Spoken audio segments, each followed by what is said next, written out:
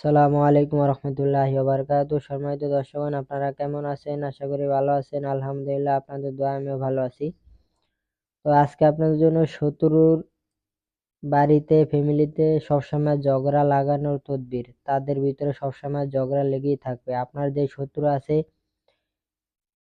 তার উপরে যদি এই তদবিরটা করেন, তাকে কেউই দেখতে পারবে না। তার সাথে সবার ঝগড়া লেগেই থাকবে। তো বিনা কারণে কাউকে ক্ষতি করার জন্য তদবির করবেন না। আমি প্রত্যেকটা ভিডিওতে বলে দিই, সামান্য কারণে কাউকে ক্ষতি করতে যাইবেন না। এতে আপনারও ক্ষতি হবে, তারও ক্ষতি হবে, দুজনেরই ক্ষতি হবে। ঠিক আছে? শুধু শুধু যেই শত্রু আপনাকে নির্যাতন করে, ক্ষতি করার চেষ্টা করে, ওই শত্রুর উপরেই করবেন। ঠিক আছে? তো তদবিরের অনুমতি পাওয়ার জন্য আপনার ভিডিওতে একটা লাইক করে দিবেন, ভিডিওটা অন্য ভাইদের উপকারের জন্য শেয়ার করে দিবেন এবং চ্যানেলটা সাবস্ক্রাইব করে দিবেন। তাহলে আমার তদবিরের অনুমতি পেয়ে যাবেন। এই কয়টা কাজ করলেই হবে।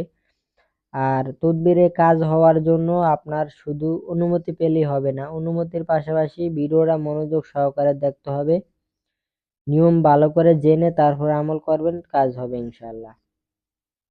আর মনে মনে খুঁতখুঁতি রাখা যাবে না যে কাজ হবে কি না হবে না, মনের ভিতরে বিশ্বাস রাখতে হবে কাজ হবেই।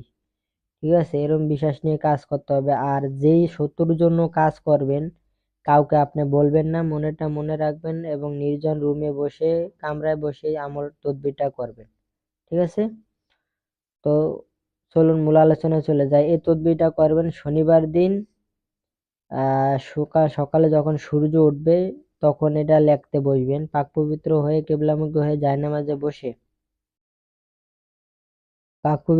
জায়নামাজে বসে এই নকশাটা আপনারা এই জাফরান কালি দিয়ে সাদা কাগজে 70 বার লিখবেন। ঠিক আছে? 70 বার সাদা কাগজে আরবি খ অক্ষরটা 70 বার লিখবেন। 70 বার লেখা হয়ে গেলে তারপরে চারপাশ দিয়ে এরকম একটা চারকোনা ঘর আঁইকা দিবেন। আঁকার পরে এই যে নকশার নিচে লেখা আছে শত্রুর নাম, এই এই যে এখানে লেখা আছে শত্রুর নাম এবং শত্রুর মায়ের নাম। ঠিক আছে? এখানে আপনার বুঝতে হবে, শত্রু যদি আপনার ছেলে হয় তাহলে এখানে ছেলের নাম লিখবেন, শত্রুর নাম। পরে মাঝখানে বিন লিখবেন, বর্ষিয়ার বিন লিখে পরে শত্রুর বাপের নাম, মানে ছেলের বাপের নাম। আর শত্রু যদি মেয়ে হয়ে থাকে এখানে মেয়ের নাম লিখবেন, মাঝখানে লিখবেন বিনতে, বর্ষিয়া বিন ও তয়কারেতে বিনতে লিখে পরে মেয়ের মার নাম লিখবেন এই সাইডে। তো এভাবে লেখা হয়ে গেলে এই নকশাটা কি করবেন, আপনি বাস করে বইটা বড় তাবিজ কিনে আনবেন বাজার থেকে, ফাঁক ফুক যাতে না থাকে। ওই তাবিজে ভরে মোম দিয়ে আটকাইয়া আপনি কি করবেন, শত্রুর এই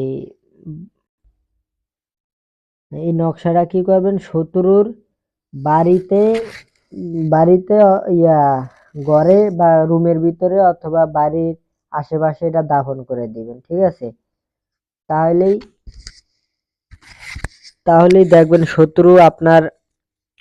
শত্রুর বাড়িতে সবসময় ঝগড়া লেগেই থাকবে। শত্রুকে তার ফ্যামিলির কেউ দেখতে পারবে না, ঝগড়াঝাটি সবসময় লেগেই থাকবে। তো আপনারা এই তদবিরটা করবেন, আশা করি ফায়দা পাবেন। তো বিনা কারণে কাউকে ক্ষতি করার জন্য আপনারা করতে যাইবেন না। শত্রু দমন, শত্রু শাস্তি, এই তদবিরগুলা খুবই সেনসিটিভ হয়ে থাকে। এগুলো অল্প অল্প অল্প সামান্য কারণে আপনারা কাউকে ক্ষতি করতে যাবেন না। তো আশা করি আমার তো কথা বুঝতে পারছেন। তো এতটুকুই। আসসালামু আলাইকুম ওয়া রাহমাতুল্লাহি ওয়া বারাকাতুহু।